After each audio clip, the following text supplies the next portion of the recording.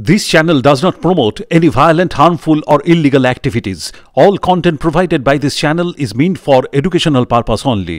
আপনারা দেখছেন দি ওয়াল অ্যান্ড ওয়ালে আপনাদের সকলকে স্বাগত। আমি অরুণ আবু, আর এই মুহূর্তে আমি এইচবি থেকে আমি সোজা এখন আমি ঢাকুরিয়ার দিকে এগোচ্ছি এবং ঠিক আমার বাঁ পাশে রয়েছে দক্ষিণাপন। এবং আজকে যে ছবিটা আপনারা দেখছেন সেই ছবিটা দেখার পরে নিশ্চয়ই আপনারা আন্দাজ করতে পারছেন কি কারণে এত জনসমুদ্র এই মুহূর্তে দাঁড়িয়ে। এখন ঘড়িতে সময় 1টা পার করে গিয়েছে এবং কি কারণে সেটা একটু আপনাদেরকে বলে দিই যে এই নারকীয় যে হত্যাকাণ্ড যেটি ঘটেছে আরজি কর হাসপাতালে যে ঘটনাটি ঘটেছে, সেই ঘটনাটি যেই নিন্দনীয় ঘটনাটি যেটি ঘটেছে সেটার প্রতিবাদে এই মুহূর্তে কলকাতার পথে নেমেছে এবং 8 থেকে 80 পুরুষ নারী নির্বিশেষে সকলেই এখন পথে নেমেছে। ঘড়ির কাঁটা এখন রাত 1টা পার করে গিয়েছে, কিন্তু কেউ বলবে না এখন 1টা বাজে। যেই ছবিটা আমরা প্রত্যেক বছর আমরা দুর্গাপুজোর সময় দেখি, একটি আনন্দের কোলাহলের যে মুহূর্ত থাকে, তবে এই মুহূর্তটা যেটা আপনাদের কাছে আমরা তুলে ধরছি এক্সক্লুসিভলি ওয়ালে, এই ছবিটা একেবারেই বিষাদের একটি ছবি।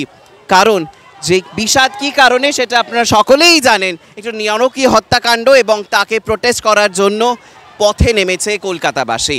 এবং শুধুমাত্র 8 থেকে 80 নয়, এবং আমার সামনেই দেখতেই পাচ্ছেন রেইনবো প্রাইড, রেইনবো ফ্ল্যাগ নিয়ে যাচ্ছেন LGBTQ এর যারা সাপোর্টার্স, তারা সকলেই এখানে এই মিছিলে যোগদান করেছে।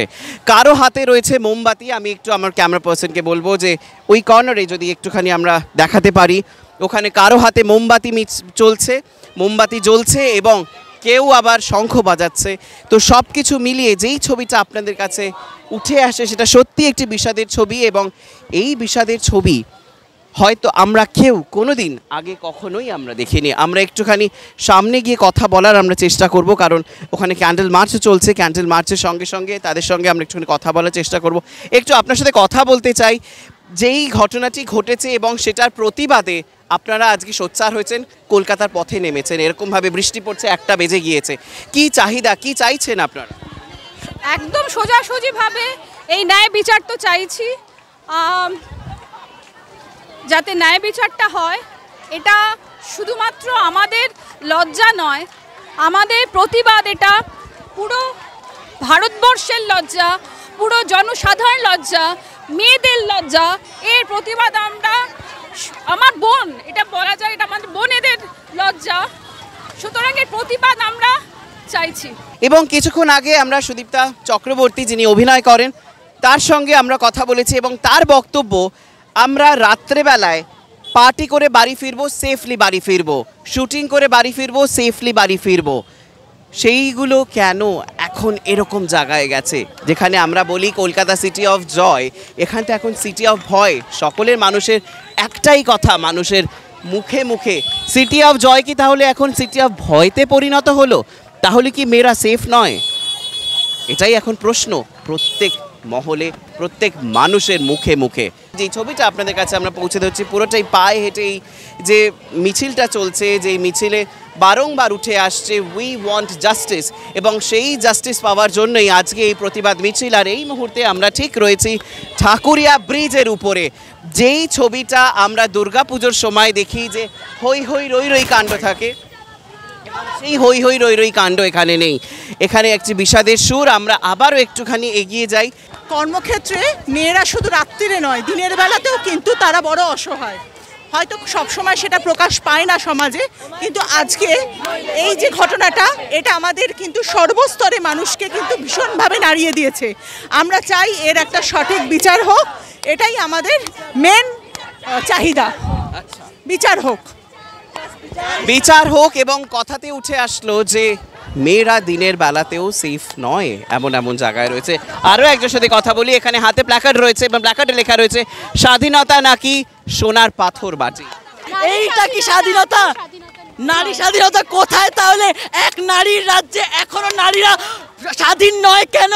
কেন এখনো অবধি তাদের ওপরে অত্যাচার চলছে? সেটার আমরা জবাব চাই। এই মেয়েটাকে কেন এইভাবে মৃত্যুবরণ করতে হলো? আমরা জবাব চাই। মেয়েরা তাদের কাজের জায়গাতেও সেফ না, তাহলে তারা কোথায় যাবে? আমরা মানে আগে নিজেদের বাড়িতেও সেফ না, রাস্তাঘাটেও সেফ না, এখন তাদের কাজের জায়গাতেও সেফ না, তাহলে আমাদেরকে মানে কি করতে হবে? আমরা যদি এখনো অবধি নিজেদের শহরে সেফ না থাকি তাহলে আমরা কোথায় সেফ থাকবো? আমাদেরকে বলে দিন, আমাদেরকে বলে দিন নিজেদের শহরে আমরা কেন সেফ নই। যে ছবিটা উঠে আসছে বারংবার, সেটা পুরুষ নারী নির্বিশেষে সকলেই কিন্তু যেই হিনাস ক্রাইমটা ঘটে গিয়েছে এবং সেই হত্যাকাণ্ডকে কিন্তু তারা কোনোভাবেই সাপোর্ট করছেন না এবং সেটা নিয়ে সোচ্চার হয়েছেন এবং শহরবাসী এই মুহূর্তে কিন্তু এখন দেখতেই পাচ্ছেন রাতের বেলাতে পথে নেমেছে এবং এই মিছিল চালু হওয়ার কথা 11:55 ঠিক সেই সময় চালু হয়েছে এবং সেখান থেকে এখন আমরা হাঁটতে হাঁটতে ঠাকুরিয়া ব্রিজ ক্রস করে আমরা সোজা এগিয়ে যাচ্ছি। এখানে একজন, আপনার সাথে একটু কথা বলতে পারি? এই যে মিছিলটা চলছে এবং সেটার একটি প্রোটেস্ট চলছে, এক্স্যাক্টলি কি চাহিদা? এই প্রোটেস্ট কতদূর কি সলভ করতে পারবে? যত তাড়াতাড়ি বিচারের জন্য আমরা আবেদন চাইছি, যত তাড়াতাড়ি সিবিআই এর হাতে গেছে খুব ভালো, কিন্তু সিবিআই এর দ্রুত নিষ্পত্তি করুক।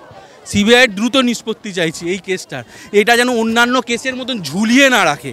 এর আগেও কামদুনি কাণ্ড অনেক কেস সিবিআইয়ের হাতে আছে, সেই অন্যান্য কেসের যেমন ঝুলিয়ে রেখেছে, আজও নিষ্পত্তি হয়নি।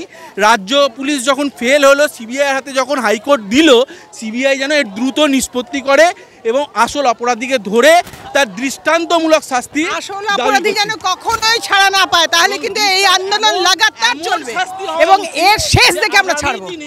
এই ধরনের অপরাধ করতে কেউ যেন দুবার ভাববে। দৃষ্টান্তমূলক সাজা চাই, দৃষ্টান্তমূলক সাজা শুধু একজনের নয়, যারা পেছনে আছে তাদেরও, যারা প্রত্যক্ষ এবং পরোক্ষভাবে জড়িত প্রত্যেকের দৃষ্টান্তমূলক সাজা চাই, যাতে করে এই অপরাধ একদম নিশ্চিহ্ন করা যায়। আজকের এই আন্দোলন কিন্তু পুরোপুরিভাবে জনমত নির্বিশেষে, দেখুন কোনো একটা দলের নয়, যে লোক আজকে পথে নেমেছে একবার তাকিয়ে দেখুন, জনমত নির্বিশেষে সবাই এসেছে এবং আমার দৃঢ় বিশ্বাস প্রশাসনের টনক নড়তে বাধ্য। আজকে আমরা যদি এই লাগাতার চালিয়ে যেতে পারি আন্দোলন, তাহলেই থামবে। একদিনের মোমবাতি মিছিল নয়, আমার সবার কাছে অনুরোধ যে এই মিছিল যেন কন্টিনিউয়াস চলে এবং কোনো রং লাগানোর দরকার নেই। যখন জনগণ পথে নেমেছে, শুধু দিদি নয়, সারা প্রশাসনের টনক নড়তে বাধ্য, সারা প্রশাসন।